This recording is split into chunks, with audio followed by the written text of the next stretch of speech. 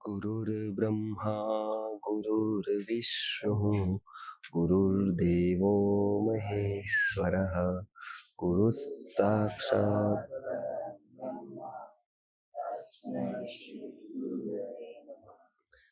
अध्याय 7 श्लोक नंबर 16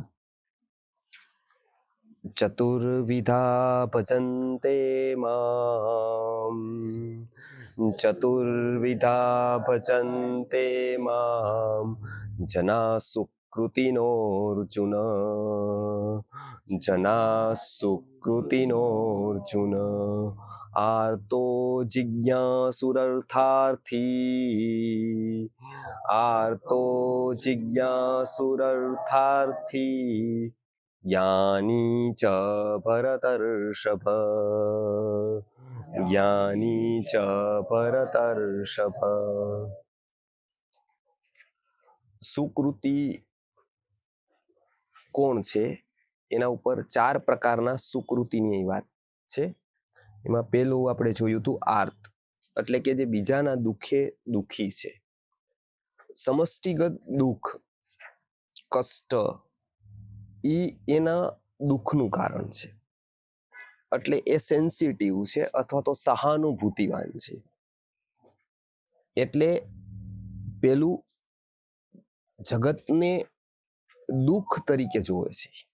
બુદ્ધનું પેલું આર્ય સત્ય હતું કે જગત દુઃખમય છે. એ સત્ય છે, વાસ્તવિકતા છે, એને એવી રીતે જોવે છે. જગતની સમાંતર દ્રષ્ટિ છે. જગત કષ્ટમય છે, દુઃખમય છે, એવી જ રીતે જગતને જોવે છે. એટલે પેલું હતું કે આર્ત. બીજું છે કે સમાંતર નથી જોતો, મૂળને જોવે છે. જગત દુઃખી છે તો એનું કારણ શું? તો એનો પ્રશ્ન હંમેશા ક્યાં છે? કારણમાં છે. એટલે એ થોડો સૂક્ષ્મ જોવે છે. એક સામાન્ય વ્યક્તિ પણ પદાર્થને જોવે છે, એક વૈજ્ઞાનિક પણ જોવે છે. એ બંનેમાં ફરક છે. એક છે એ કાર્યને જોવે છે, એક છે એના કારણ સુધી જોવે છે. એટલે સામાન્ય વ્યક્તિ વસ્તુનો ઉપભોગ તો કરી શકે છે, પણ એ વસ્તુના બારામાં જાણી નથી શકતો. હજારો વર્ષ એ કંઈક વાપરે છે, સાધનો વાપરે છે, પણ એ સાધનના બારામાં જાણી નથી શકતો, કેમ કે એની જિજ્ઞાસા નથી, એનું કારણ સુધી નથી પહોંચતો. અહીંયા એવું કહે છે કે જગતના દુઃખના કારણ સુધી પહોંચે છે એ જિજ્ઞાસુ છે. એને જિજ્ઞાસા છે કે એ દુઃખનું કારણ શું હશે, એ જાણવાની ઈચ્છા, એટલે જિજ્ઞાસા. એ બીજા પ્રકારના ભક્ત, એટલે કે બીજા પ્રકારના સુકૃતિનું વર્ણન છે કે એક દુઃખ છે, બીજું આર્ય સત્ય બુદ્ધનું છે, દુઃખનું કોઈ કારણ છે. એ કારણ સુધી આ બીજા પ્રકારના ભક્ત પહોંચે છે. હવે કહે છે કે ત્રીજા પ્રકારે, એટલે એક જિજ્ઞાસાનું સ્તર પૂરું થાય, એટલે ત્રીજો છે એ અર્થાર્થી છે. એને શું છે તો કે અર્થ એટલે લાભ. અર્થના આમ ઘણા અર્થો છે. એક અર્થનો અર્થ થાય છે મિનિંગ. જે આપણે કહીએ કે ભાઈ કેટનો અર્થ બિલાડી થાય, તો ત્યાં અર્થ શબ્દનો અર્થ મિનિંગ થાય, કે એક મિનિંગના અર્થમાં છે. એક આપણે કહીએ કે અર્થ એટલે પૈસો, કે ભાઈ આ અર્થ છે, અર્થવાળા છે કે અર્થશાસ્ત્ર છે, તો ત્યાં પૈસો એ અર્થનો અર્થ થાય છે પૈસો, ધન. એક અર્થનો અર્થ થાય છે સાર. જેમ કે આપણે એમ કહીએ કે એવા જીવનનો અર્થ જ શું? તમે અહીંયા આવો, ત્યાં જાઓ, આવું બધું ભાગદોડ કરી, અંતેનો અર્થ શું? ત્યારે આપણે એવું કહીએ કે અંતેનો સાર શું? ત્યારે એવું કહેતા નથી કે આપણે એનો મિનિંગ શું, કે ભાષામાં એનો મિનિંગ શું થાય, એવું નથી પૂછતા. એવું પણ નથી પૂછતા કે આવે જાય દોડાદોડી કરીએ તેના પૈસા શું, એવું નથી પૂછતા. આપણે એવું પૂછીએ છીએ કે અંતે એનું કન્ક્લુઝન શું, સાર શું. આપણે એમ કંઈક આટલી ભાગદોડ કરી, આટલું આમ કરીએ, એનો શું અર્થ અંતે? તો આ અર્થ પ્રયોજ્યો આપણે ક્યાં અર્થમાં? સારના અર્થમાં, કે ભાઈ અંતેનો સાર શું, કન્ક્લુઝન શું. એવી રીતે એક અર્થનો અર્થ થાય છે સુકૃત, પુણ્ય, કે ભાઈ એના જીવનમાં જીવન અર્થપૂર્ણ છે, અર્થવાન છે. તો એ શું થયું કે ભાઈ એના જીવનમાં વાસ્તવિકતામાં કોઈક અર્થ છે, અર્થસભર જીવન છે. એટલે શું? પૈસાવાળું જીવન છે એવું નહીં, તો કે એનામાં પુણ્ય સભર કંઈક છે, અર્થસભર જીવનનો. ત્યાં અર્થનો અર્થ થાય છે પુણ્ય. અહીંયા એ અર્થમાં અર્થ છે. લોકો અહીંયા કેટલાક વ્યાખ્યાકારો એવું લખે છે, ભાષાંતરકારો, કે અર્થ એટલે પૈસા. આવા લોકો અર્થાર્થી એટલે લાભની અપેક્ષા એ પરમાત્માને ભજનાર. એવો અર્થ નથી. એટલે ઈ લાભાર્થને અર્થે તો હજારો લાખો લોકો ભજતા હોય, પણ અહીંયા જેની વાત છે એ અર્થાર્થી એટલે શું? તો કે પુણ્યની અપેક્ષા રાખનાર, સકૃત કરનાર, પુણ્ય પામવાની જેની મહેચ્છા છે, કાં તો એના માટે જે ક્રિયા કરે છે, કાર્ય કરે છે, કાર્યશીલ છે, ક્રિયાશીલ છે, એવાને કીધું છે અર્થાર્થી. એટલે પુણ્ય નામના અર્થનો જે અર્થી છે, એટલે કે આપણે એમ કહેવાય કે લાભાર્થી. આપણે કોઈક કાર્ય કરે તો પછી એને લખાવે કે લાભાર્થી. તો પૈસા તો ખર્ચ્યા હોય ત્યારે એને શું લાભ તો ન થયો હોય.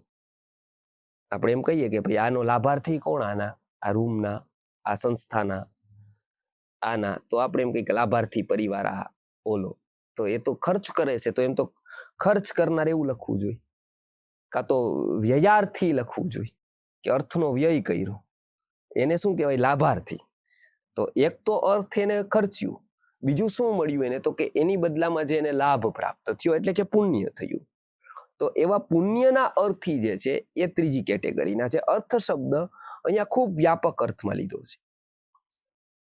આપણે ત્યાં અર્થશાસ્ત્ર, એટલે અહીંયા આપણે ઇકોનોમિક્સ, એટલે અત્યારના અર્થમાં ઇકોનોમિક્સનો અર્થ શું થાય છે? તો કે ભાઈ કરન્સી, કાં તો જે બજાર, પૈસા, એનું જે તંત્ર છે, એનું જે સિદ્ધાંતો આપે છે, એને અર્થશાસ્ત્ર કહેવાય છે. ભારતીય અર્થશાસ્ત્રમાં અર્થનો વ્યાપક અર્થ છે. એ માત્ર પૈસાને અર્થ નથી ગણતા, એ અલગ અલગ અર્થ કહે છે જીવનના. એટલે લક્ષ્મી ઘણા પ્રકારની છે, અષ્ટવિધ મુખ્ય છે. એમાં ખાસ કરીને સુભાષિતકારે, મહાભારતકારે અર્થનું વર્ણન કરેલું છે કે વ્યક્તિના જીવનમાં જે ભાવનું પૂરણ કરે છે એ અર્થ છે. તમારો કોઈ એક પ્રકારનો ભાવ પૂરે છે, અલગ અલગ ભાવ પૂરનાર છે, અલગ અલગ એના ખાના છે. ઈ ખાનું પૂરાય તો એ ભાવની તૃપ્તિ થાય છે, નહીતર એ ભાવની તૃપ્તિ નથી થતી. તો એ અર્થ તરીકે લેવાયેલું છે. આપણે ત્યાં અર્થ જીવન જરૂરિયાત પૂરી કરવા માટે જેનું વિનિમય થઈ શકે એને અર્થ કહેવાય છે. અત્યારના અર્થશાસ્ત્ર પ્રમાણે જેનો વિનિમય થાય એ અર્થ. પૈસા અર્થ છે, ચેકમાં તમે લખી નાખો, ડિજિટલ કરન્સી આવે, એ અર્થ છે. કેમ તો કે એનો વિનિમય થઈ શકે, વિનિમય યોગ્યત્વ છે, યથેષ્ટ વિનિયોગ યોગ્યત્વ એનામાં છે. પણ પ્રેમનો વિનિયોગ નથી થતો, તો એ અર્થ નથી. સ્વાસ્થ્યનો વિનિયોગ નથી થતો, કે હાલો મારે શરીર સારામાં સારું છે, મારા બધા રિપોર્ટ નોર્મલ છે, તો મને લોન મળી જાય, એવું ન થાય. પણ મારા બધા રિપોર્ટ એબનોર્મલ હોય, કે કેન્સર પણ કેમ ન હોય, છતાં મારી પાસે કંઈક એસેટ હોય તો મને લોન મળે. તો સ્વાસ્થ્ય છે એને અર્થ નથી કહેવામાં આવતો.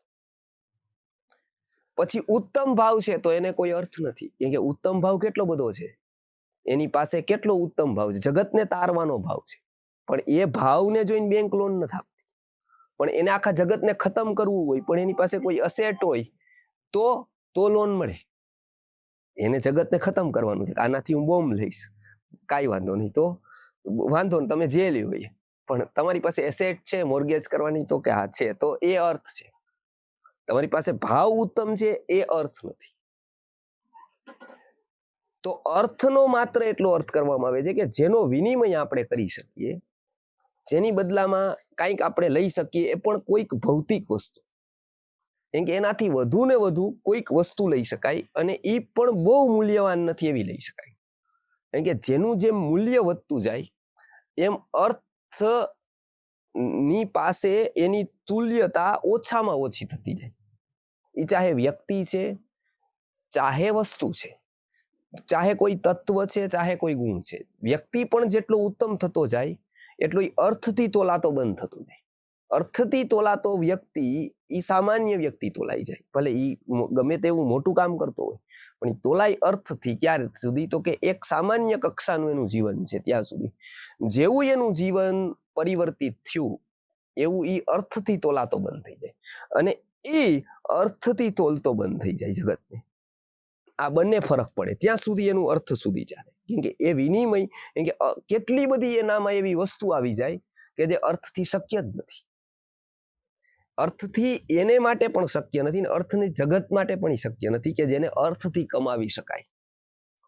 એટલે આપણે ત્યાં પેલું કીધું કે સૌથી મોટો જીવનનો અર્થ શું? તો કે સુનું સચ્ચરિતા.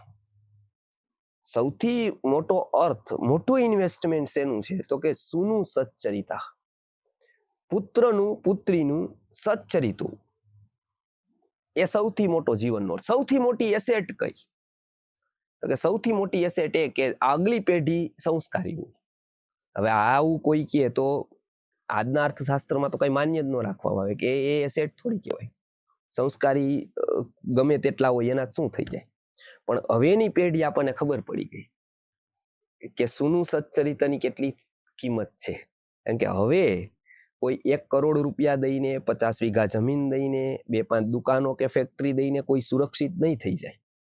કેમ કે 4 જુગાર, 4 એવી એપ, કોઈક વસ્તુ એને કાફી છે એનું જીવન બરબાદ કરવા માટે, કે જે આપણા હાથમાં છે. આજે સચ્ચરિત હોવું, સુનું સચ્ચરિતા, આગલી પેઢી સંતતિ સચ્ચરિત હોવી, આ સૌથી પહેલી અને સૌથી મોટી વાત છે. આ એસેટ ગણેલી છે સૌથી પહેલી. આ એક પૂર્તિ થાય તો જીવનનો બહુ મોટો સાર ભાગ પૂરાઈ જાય છે. આ પહેલું અર્થશાસ્ત્ર અહીંયા બતાવ્યું. પહેલો અર્થ જીવનનો એ કે આગલી સંતતિ, કે એટલે લોકો એમ કહે છે કે માનવ સેવા એ જ પ્રભુ સેવા.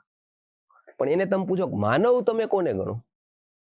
તો મોટે ભાગે એ લોકો 4 પગવાળા જેમ મનુષ્ય હોય એમ 4 પગવાળા પશુ હોય એમ 2 પગવાળા પશુને મનુષ્યો ગણતા. એને એ લેવલ જેવાનું જ નથી કે એનું મન કેવું છે, બુદ્ધિ કેવી. મનુષ્ય એટલે શું? તો કે 2 પગ હોય અને ઊભો ચાલતો હોય, એ એના માટે મનુષ્ય. એ બીમાર પડે તેની સેવા કરવાની, પછી મનથી ગમે એવો હોય, બુદ્ધિ ગમે એવી હોય, એ જોવાનું જ નહીં. મનુષ્ય સેવા એ જ માનવ સેવા એ જ પ્રભુ સેવા. પણ માનવ કોને ગણો? એ સાચામાં સાચી વાત છે, પણ માનવ ગણવો કોને?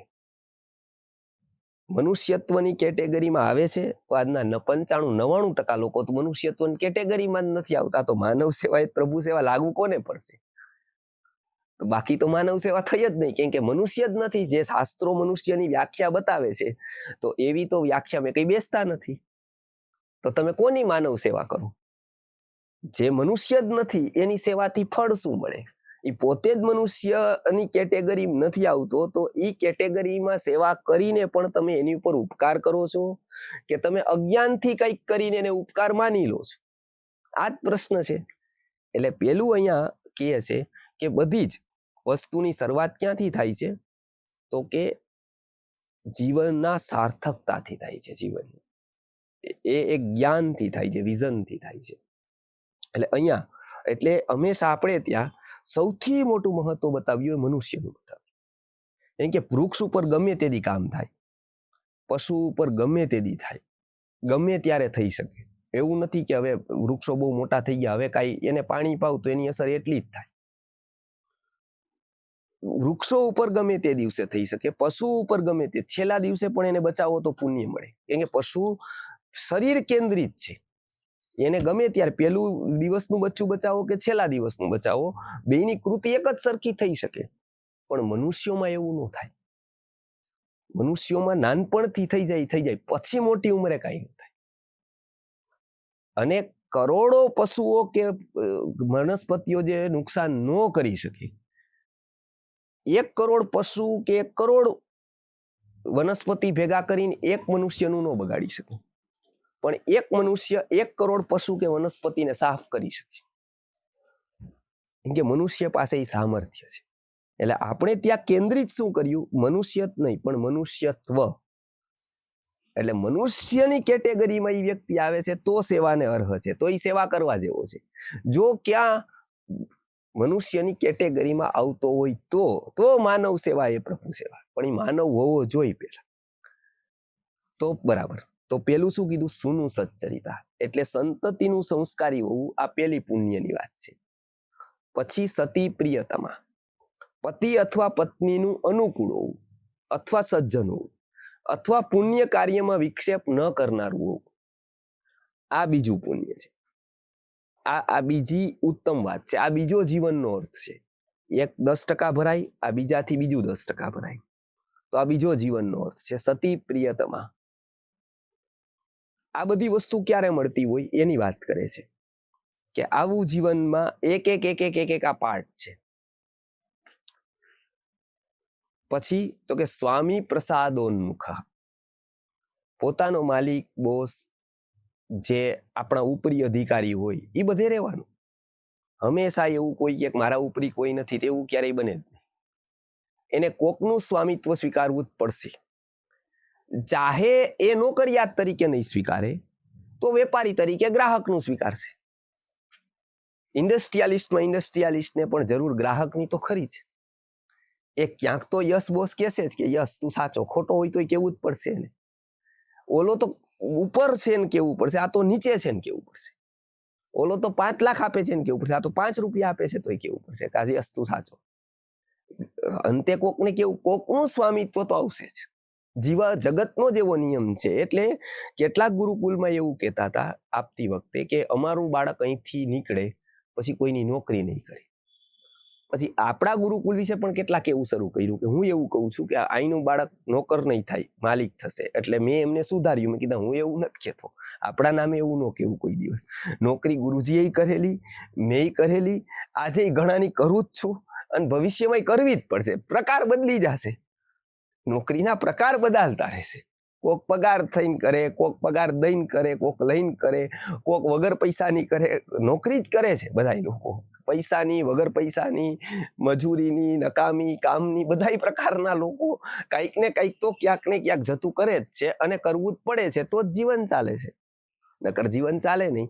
પણ ગુરુજીની એક વાત હંમેશા હતી કે કદાચ એવો યોગ આવે કે નોકરી કરવી પડે તો કરવાની, પણ ત્યારે યાદ રાખવાનું કે હું નોકરી કરીશ ને તો રાજા હરિશ્ચંદ્ર મારી નોકરી જોઈને યાદ આવશે કે તો હરિશ્ચંદ્રે જેવી કરેલી હતી ને એવી હું નોકરી કરીશ. કે ત્યારે હું સામે રોહિતને નહીં જોઉં, મારો પુત્ર પણ હશે તો મારું કર્તવ્ય પ્રધાનતા રહેશે. હવે ભારતને આવા નોકરિયાતોની જરૂર ખરી કે નહીં? આજે ખાસ જરૂર, તો જ ચાલવાનું છે આ બધું, નહીંતર ચાલશે નહીં કાંઈ. આજે એની પણ જરૂર છે. અહીંયા કહે છે કે સ્વામી પ્રસાદોન્મુખ, સારો ઉપરી અધિકારી મળવો, સારો સ્વામી મળવો. એ સ્વામી કોઈ પણ સ્વરૂપે હોય, એ મારો ઉપરી હોય, કોઈ પતિ હોય, કોઈનામાં હું જ્યાં, તો એ પ્રસાદોન્મુખ, એનું પ્રસાદ પણ હોવું એ બહુ જરૂરી. અને સામે એવા સેવક મળવા એ પણ જરૂરી. આ બે એ પણ બહુ મોટા પુણ્યની વાત છે, તો જ એ પ્રાપ્ત થાય, નહીતર ન થાય. તો એક સુનું સચ્ચરિતા, બીજું સતી પ્રિયતમા, ત્રીજી સ્વામી પ્રસાદોન્મુખ. પછી શું કહે છે કે સ્નિગ્ધમ મિત્રમ, દુઃખ સમજી શકે, દુઃખની વાત સમજી શકે વગર કહીએ એવા મિત્રો મળવા કઠિન. બધાય લોકો કહે છે કે અમારે કેટલા બધા ફ્રેન્ડ્સ છે, 5000 ફ્રેન્ડ્સ છે, બરાબર. ચાલતા અનફ્રેન્ડ થઈ જાય, ફોલો કરતા હોય તો અનફોલો કરી દઈએ, કંઈક ને કંઈક એવું કરતા રહીએ, એને લોકો ફ્રેન્ડ કહે છે, બરાબર છે. Friend in need is friend in did, એવું લોકો ઇંગ્લિશમાં કહે છે કે ભાઈ નીડમાં જે હોય એ ઇન ડીડ, એટલે એ હકીકતમાં એ મિત્ર છે. પણ આપણે મિત્રની એક બહુ મોટો કન્સેપ્ટ છે કે કીએ અને સમજે, આ બધું એ કીએ ને એ સમજે, એ સાધારણતાથી એક સખા કહેવાય છે. સુહૃદ કોને કહેવાય છે કે કીધા વગર ઈ સમજી જાય, ઈશારો સમજી જાય, કે કેવું ન પડે ને ઈ સમજી જાય કે આને દુઃખ છે. દુઃખમાં ફોન કરીને ઉપાડતા જ બંધ થઈ જાય તો એને મિત્ર નથી. તો અહીંયા શું કહે છે કે સ્નિગ્ધમ મિત્રમ, સ્નિગ્ધ મિત્રો મળવા એ પણ પુણ્યની વાત છે.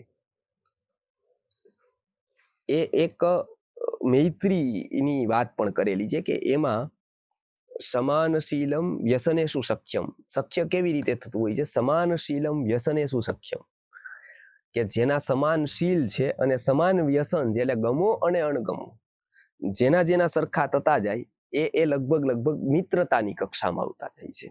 કારણ કે બધાને એવા લોકો મળી જ જાય છે, આપણને ખબર છે. તો એક એવા મિત્રો મળવા એ બહુ મુશ્કેલ વાત છે.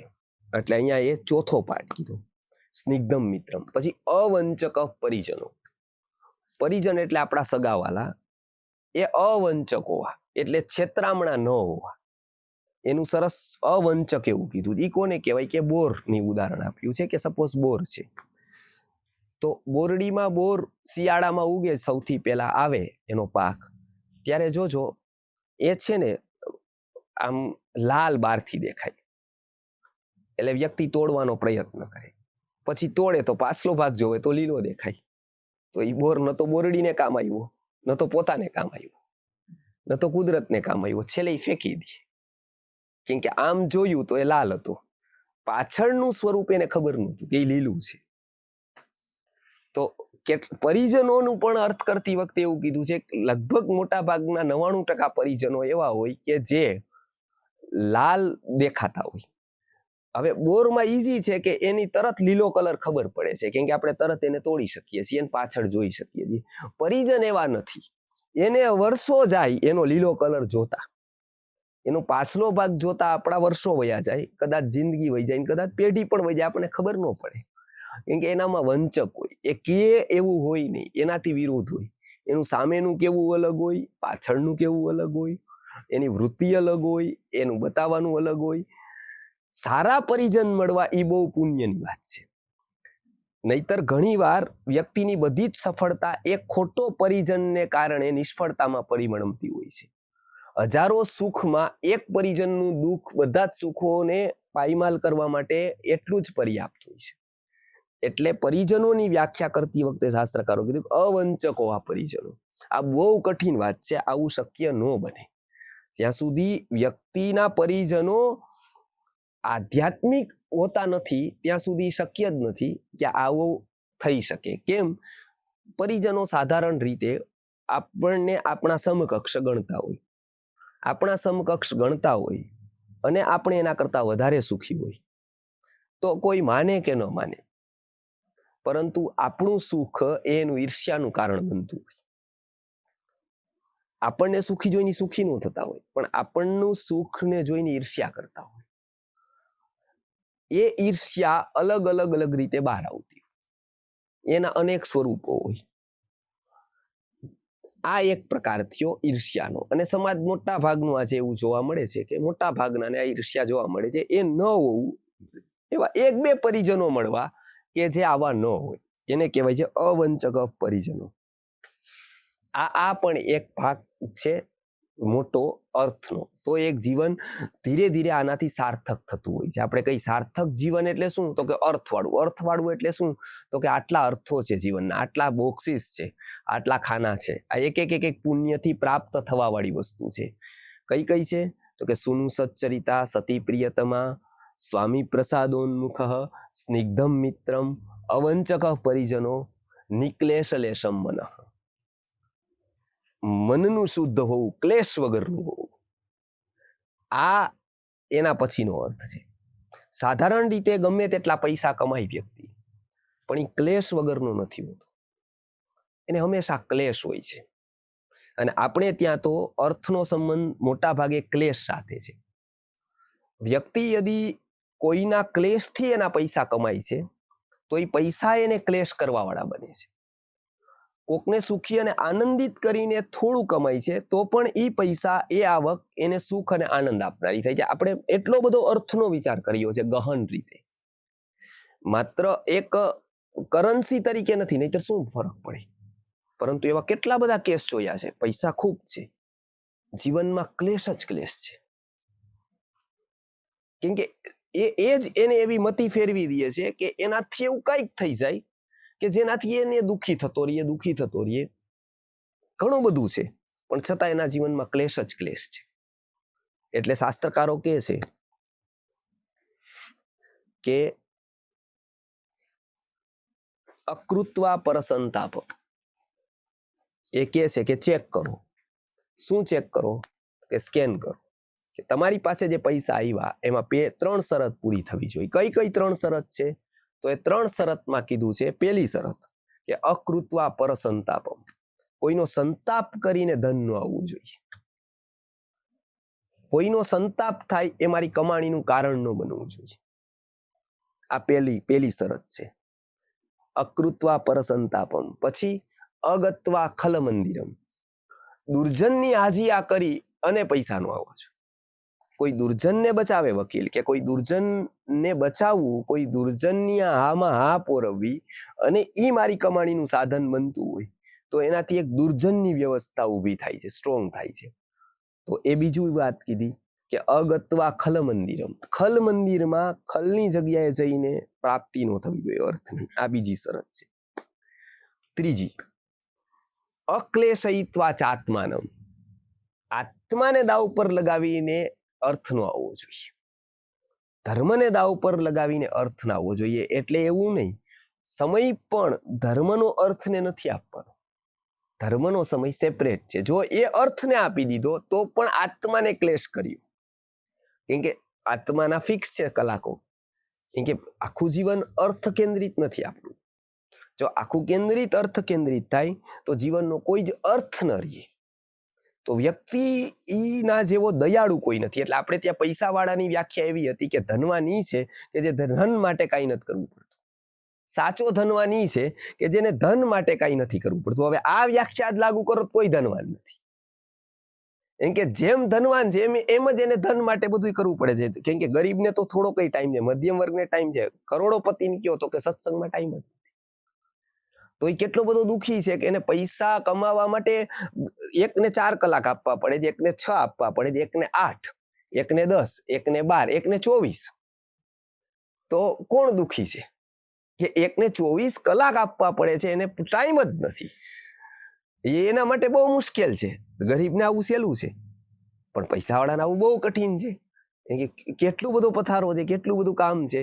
તો એ તો વાસ્તવમાં એવું ગણાય કે એ બીજા માટે બધું કરે છે. એના જેવો પરોપકારી કોઈ નથી. કેમ તો કે એ બીજા માટે કરે છે બીજું બધું. કેમ કે એ જાશે ત્યારે કઈ એ ભોગવી તો નથી શકવાના. અર્થની મર્યાદા છે, એ કઈ ભેગું આવવાનું નથી. એ તો પાકું કે એટલે કુદરતે જ એવી વ્યવસ્થા કરેલી છે કે કોઈ વસ્તુ અહીંથી કાંઈ એક પણ અંશ ભેગો નથી આવવાનો. બીજું, ભોગવી શકાય એવી ક્ષમતા કોઈની પણ નથી. એવી એક પણ વ્યક્તિની ક્ષમતા નથી કે અહીંયા ભોગવે. તો વધે છે શું અંતે? તો કે બીજા. હવે એ આજે કાલે પરમ દિવસે જ્યારે ખબર પડે ત્યારે પણ એ કરે કોના માટે? તો બીજા માટે. સાર્થક જીવનનો સાર શું છે? સાર્થક જીવનનો સાર એવું કીધું કે અર્થનું નિયોજન સાર્થક જીવનનો સાર છે ભારતીય દ્રષ્ટિથી. તો આ બહુ મહત્વની વાત છે. શું? તો કે નિક્લેશ લેશમ મન, ક્લેશ વગરનું મન હોવું. કેમ કે ક્લેશ મનને થશે તો અંતે કોઈ જ અર્થ નથી બીજું બધાનું. અને આપણે જોઈએ છીએ હમણાં જ એક વાત મને મહારાષ્ટ્રના કેટલાક ડોક્ટર્સ ગ્રુપમાં મિત્રોએ કરેલી કે બહુ મોટા ન્યુરોસર્જન, બહુ જ મોટા, ચાર્ટર્ડ પ્લેન પોતાનું, વર્ક એટલું બધું કરે અને ખૂબ વર્કલોડ, અને ખબર નહીં ક્લેશ કેવો હોય છે. સામાન્ય વ્યક્તિને આ સમજાય જ નહીં એની સમસ્યા. કેમ કે જેમ વ્યક્તિ અસાધારણ થતો જાય ને એમ એની સમસ્યા અસાધારણ થતી જાય. અસાધારણ સમસ્યા છે ને સાધારણ વ્યક્તિને ખબર જ ન પડે કોઈ દિવસ. આ એક રીતે અસાધારણ અર્થની રીતે થાય ને તો પણ એની સમસ્યા અર્થની રીતે એવી અસાધારણ બને કે સામાન્ય વ્યક્તિને ખબર ન પડે. એને તો ગાડી બંગલા દેખાય, પણ એની પાછળ એનું ટેન્શન, એની પાછળ એનો વહીવટ, એની પાછળ એનો સ્ટ્રેસ, એને કાંઈ અંદાજ જ ન આવે. એવું જ બીજું આધ્યાત્મિક અને સામાજિક જીવનમાં થાય. મોટા ભાગના સામાજિક લોકો, સામાજિક કાર્ય કરવા વાળા લોકો અકાળે મરે શું કામ? કે આપણને ખબર ન હોય. સામાજિક રીતે એટલા બધો દબાવ હોય. જો એ આધ્યાત્મિક નથી તો એને અનેક પ્રકારના સંકટો હોય. તો ઈ સ્ટ્રેસ, ઈ પણ એને એક પ્રકારનો ક્લેશ. હા, ઈ થાય સારા માટે, પણ અંતે એના માટે ઈ ક્લેશ થાય. અંતે એના માટે ઈ મત્સર થાય. અંતે એની આસક્તિ ક્યાં કરીએ એ પૂરી ન થાય. કેમ કે હજારો લોકોના સંબંધમાં આવ્યા પછી, હજારો લોકોના ગમાઈ આવવાના, હજારો લોકોના અણગમાઈ આવવાના. આજે કોક ભગવાન માનતું હોય, કાલે એ પથ્થર પણ ફેંકવાનો. આ પહેલે દિવસથી જો તૈયારી માધ્યસ્થ ભાવની ન હોય તો વ્યક્તિના જીવનમાં ફરિયાદ આવે ને આવે છે. પહેલા જ દિવસથી જો બાધ્યસ્થ ભાવ જ હોય, જો એને માધ્યસ્થ ભાવ જીવનમાં કેળવેલો હોય કે પુણ્યનો ઉદય હોય, તો કદાચ કોક સારું બોલે, કોક કદાચ ફ્રેન્ડ ફિલોસોફર કે ગાઈડ થઈ જાય, કોક કદાચ જીવનમાં મિત્ર તરીકે આવે, કદાચ પુણ્યનો ઉદય પૂરો થઈ જાય, કદાચ સારા દિવસો પૂરા થઈ જાય, તો સારો વ્યક્તિ ગમે તેટલો ફોલોવર હોય એ પગ ખેંચી લે. તો એના માટે મારે કોઈ એના ઉપર દ્વેષ કરવાનું કોઈ જ કારણ નથી. હું એની ઉપર કંઈક આધાર રાખું તો એવું થાય ને, હું ઘોડી રાખું તો મને ઘોડી ખોવાઈ જાય તો દુઃખ કોને થાય? અપંગને થાય. ચાલતા ને થાય કોઈ દિવસ? ચાલતો તો ઘોડી લઈને આવ્યો હોય તો મૂકી દે લાકડી, એ ચાલતો થાય, કેમ કે એને પગ ચલાવે છે, ઘોડી નહીં. અપંગને ચલાવવા. એટલે હંમેશા એવું માનવાનું છે કે હલેસા હોડી અંકારે માન નહીં, હોડી અંકારે સુકાની. હોડી સુકાની જ અંકારે છે, હલેસા તો માત્ર દેખાય છે, હલેસા ટેમ્પરરી જ છે. એટલે હલેસા હોડી અંકારે માન નહીં, હોડી અંકારે સુકાની. એ સુકાની દેખાતો નથી, પણ હોડી સુકાની જ અંકારે છે. આ પહેલા દિવસનું સત્ય જો વ્યક્તિને સમજાઈ જાય, વીર દુર્ગાદાસની વાત છે, અને પ્રત્યેક વ્યક્તિએ એને જીવનમાં લાવવાની વાત છે. કેમ કે હંમેશા ઋણાનુબંધન પૂરા થાય એટલે કોઈ સંબંધ ક્યારેય કોઈના પણ ટકતા નથી. ઋણાનુબંધન સુધી જ સંબંધોની જીવંતતા હોય છે, સંબંધોની સરભરતા હોય છે. પછી વ્યક્તિ રડવા બેસે, ફરિયાદ કરવા બેસે તો એ વ્યક્તિ પોતાના જ આત્માની કક્ષાને નીચે લઈ આવે છે. અને જીવનમાંથી બધેથી નીચે ઉતરી જવું, કક્ષાથી નીચે ક્યારેય ન ઉતરવું. ગુરુજી હંમેશા એવું કહેતા કે કદાચ ઉતરવું પડે તો મકાનથી ઉતરી જવું, ફેક્ટરીથી ઉતરી જવું, કક્ષાથી નીચે ન ઉતરવું ક્યારેય. ગમે એ છોડવું પડે છોડી દેવું, કક્ષાથી નીચે ન ઉતરવું, પૂરું કરી દેવું. કક્ષા, આ જ કક્ષાએ જીવન રહેશે, આ જ કક્ષાએ અમારી સ્થિરતા રહેશે. આ કક્ષાથી ન ઉતરવું, બાકી ગમે ત્યાંથી ઉતરી જવું. જરૂર પડે તો ફેક્ટરીથી ઉતરી જવું, જરૂર પડે તો ઘરથી નીકળી જવું, ગમે તે, કક્ષાથી ઉતરવું નહીં. વીર દુર્ગાદાસનું તમે ચિત્ર જોજો. આપણે મહારાણા પ્રતાપની તો આપણને ખબર છે એવા યોદ્ધાની, પણ દુર્ગાદાસ જેવા યોદ્ધા, હું તો જીવનના યોદ્ધા એને માનું છું. કેમ કે જીવનની યુદ્ધમાં જેને લડવું હોય ને એ રણ મેદાનના યુદ્ધ કરતા ઘણું કઠિન હોય છે. રણ મેદાનના યુદ્ધમાં માત્ર બહારના દુશ્મન સાથે લડવાનું હોય. જીવનના યુદ્ધમાં આપણે પોતાના જ સાથે એટલું લડાઈ લડવાની હોય છે. દુર્ગાદાસનો ફોટો જોજો, એનો દીકરો છે, એની પાછળ દુશ્મનો પડ્યા છે. એ દુશ્મનો પડ્યા છે, રાજસ્થાની છે, એનું વાંચજો. દુર્ગાદાસનું ચરિત્ર મેં બાળકોને ભણાવીએ છીએ. કેમ? તો કે એ સમતા આવે છે.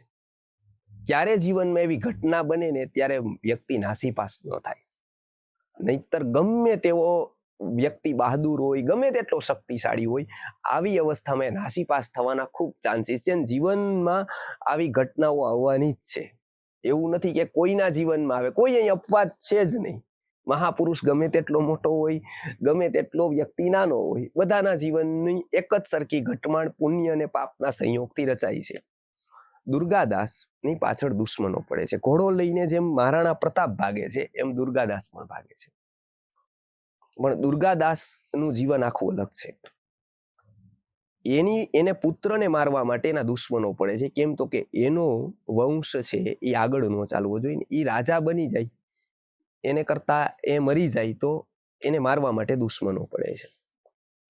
એટલા બધા દુશ્મનો છે, પાછળ પડે છે.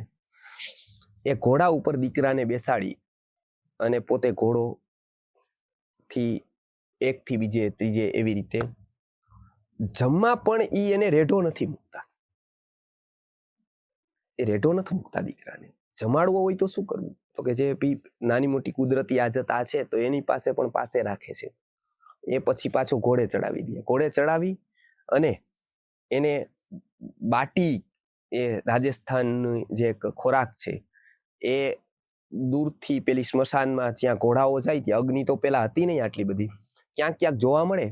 કોકનું ઝૂંપડું આવી જાય, ક્યાંક સ્મશાન આવી જાય તો ક્યાંક ને ક્યાંક ચિતા બળતી હોય, તો એ ચિતામાં ઓલું ઘઉં લે અને ભાલા ઉપર એ આખી બાટી લે ને બાટી આમ શેકે.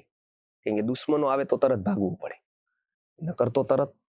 એવી રીતે એને એક યોદ્ધાએ આખી યુવાની ઘોડા ઉપર કાઢેલી છે.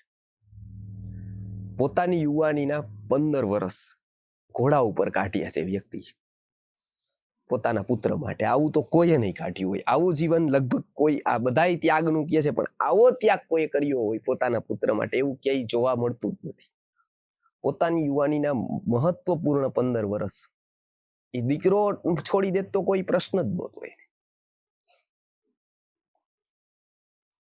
એ મહત્વપૂર્ણ વર્ષો એને કાઢ્યા અને આને રાજા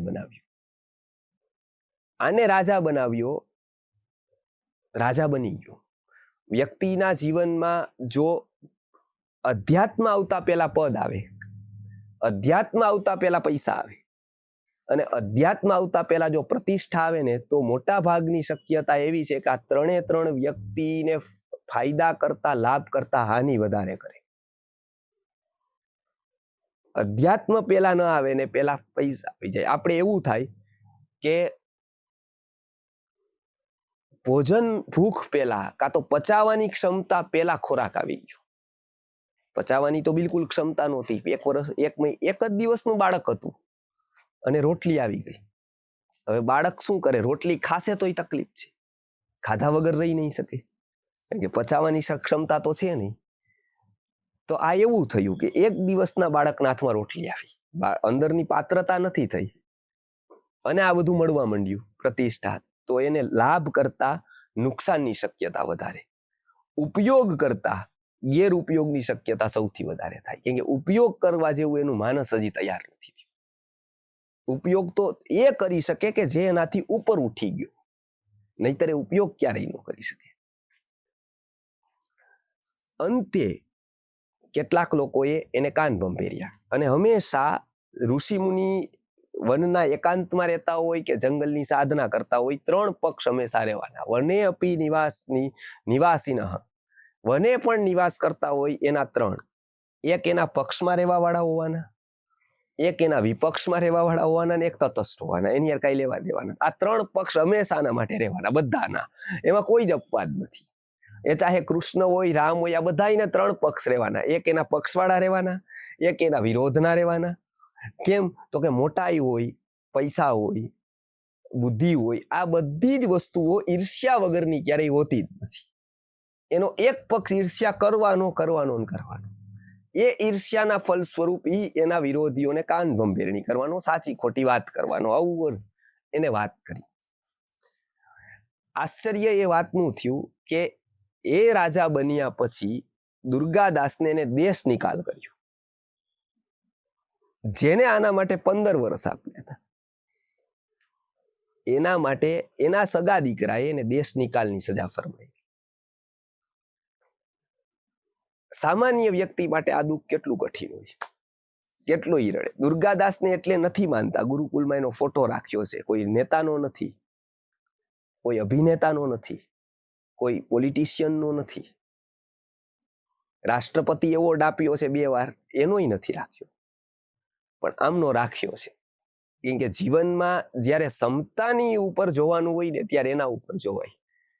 એ કહે છે કે કાંઈ વાંધો નહીં, જ્યારે મેં રાખ્યો તો એ મારું કર્તવ્ય ગણું છું. મારી ક્યાંક ભૂલ થઈ હશે, એના પાલનમાં મેં કદાચ એના શરીરનું જ ધ્યાન રાખ્યું હશે, કદાચ મારી એની વૃત્તિને ખીલવવા માટે, એને મારો ભાવ કન્વિન્સ કરવા માટે કે ટ્રાન્સફર કરવા માટે હું અસક્ષમ રહ્યો હોઈશ, એટલે કદાચ એને મને આવું કરી દીધું. કાંઈ વાત. હવે આવું માનવું, આ કેટલા મોટા આત્માની વાત કહેવાય. સાધારણ વ્યક્તિ તો આપ પાતાળ એક કરી દે જો આવું થાય તો. આના અંશ માત્ર થાય તો આપ પાતાળ એક થાય એના માટે, કે આ જગતને કઈ લેવા દેવા નથી. સત્ય વાત એ છે, કેમ કે ઘણી વસ્તુ જગત કોઈ એક સત્ય આપણને, કદાચ એક સત્યનો સાક્ષાત્કાર આ ઘટના દ્વારા કરાવવા માંગતું હોય અને એ દ્વારા આપણું મુખ ફેરવવા પણ માંગતું હોય, કે કદાચ અંતે પુત્ર તો છે, પણ અંતે તો એ સ્વાર્થ છે, અંતે તો એ આવો સંબંધ છે, ભૌતિક છે, આત્મિક તો નથી જ નથી. દુર્ગાદાસ પછી આત્માની સાધનામાં લાગ્યા કે કદાચ પુત્ર મોહ મને કુદરત ઉતારવા માંગતી હોય તો હવે મારે હવે બોલાવે તોય જવાનું નથી. આપણે તો શું થાય, પાછા એને વળગી રહી, નકર એને યાદ કરીને રાખે, હજી ફોન આવશે, હજી ફોન આવશે. હવે કે હવે પુત્ર કદાચ મને બોલાવે ને તોય મારે જવાનું નથી થતું. કદાચ મોહ ન મૂકી શકતો હોય તો કુદરતે મોહ મુકાવવા માટે પણ આ રસ્તો લીધો હોય, બની શકે. આટલું પોઝિટિવ એને લીધી આ વાત, અને પછી એવું કહેવાય છે કે જીવનભર ત્યાં ગયા નહીં. કે હવે પૂરું થઈ ગયું ત્યાંનું કામ. અહીંયા એવું કે છે કે અવંચક નિક્લેશ લેશમ મન, ક્લેશ વગરનું મન હોવું ને આ જીવનની બહુ મોટી એસેટ છે, બહુ મોટી સંપત્તિ છે. પછી તો કે આકારો રુચિર, આકાર રુચિર મળવું. રુચિર આકાર એટલે આકર્ષક આપણી વાણી હોય, વ્યવહાર હોય, વર્તન હોય, આકાર હોય. આ રુચિકર મળવું એ પણ એક પુણ્યની વાત છે, એ પણ એક અર્થ છે જીવનનો. સ્થિરશ્ચ વિભવો, સ્થિર કોઈક વૃત્તિ આવક હોવી, એને વૃત્તિની નિશ્ચિંતતા કહેવાય છે. સ્થિર આવક હોય કે અર્થ માટે એને બહુ જ પ્રયત્ન ન કરવો પડતો હોય, એવી કઈ સ્થિરતા હોય, આ જીવનનો એક અર્થ ગણેલો છે. અને અંતિમ કે છે વિદ્યાવદાતમ મુખમ, જીવનમાં કોઈક એવી વિદ્યા હોય જેને અધ્યાત્મ વિદ્યા કહેવાય છે, કે જેને સાત્વિક વિદ્યા કહેવાય છે, એવી જીવનમાં કોઈક એક વિદ્યા હોય, એ પણ જીવનનો એક અર્થ છે. તુષ્ટે વિષ્ટપકષ્ટ હારિણી હરો સંપ્રાપ્ય તે દેહી નામ. આ વસ્તુ પુણ્યના યોગે, પુણ્યના ઉદયથી મળતી હોય છે. આમાંથી કોઈક એક પુણ્ય ન હોય તો એક વસ્તુ નથી મળતી હોતી.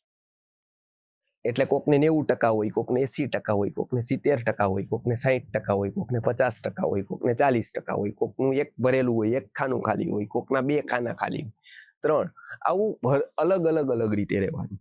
પણ અર્થની વ્યાપકતા અહીંયા બતાવેલી છે. એટલે એ વાત થતી હતી કે ડોક્ટરની વાત હતી કે કેટલો ક્લેશ હશે જીવનમાં, કે એ ચાર્ટર્ડ પ્લેન છે પોતાની પાસે ખૂબ હોસ્પિટલ છે, પેશન્ટ છે, ખૂબ જ કોની સાથે શું અણબનાવ છે, આખી ભાવનાત્મક રીતે છે. એ જેને માને છે, કાં તો એને નથી માનતા, કાં તો એ ઉપેક્ષા કરે છે, કે કંઈક એવું છે કે જે કહેવાય એવું નથી. અને આ જ વાતથી એટલા બધા ઈ કંટાળી ગયા કે એને પોતે, જેને હજારો લાખો લોકોના કદાચ મગજ ખોલીને સરખા કર્યા હતા, એને જ મગજ ઉપર ગોળી મારી દીધી અને આત્મહત્યા કરી લીધી. થોડા જ દિવસ પહેલાની વાત છે. ન્યુરોસર્જન કે જેને બધું ખબર છે, બ્રેઇન ખબર છે, એની સિસ્ટમ ખબર છે, બધું જ ખબર છે, એને પોતે ગોળી મારી દીધી ને આત્મહત્યા કરી.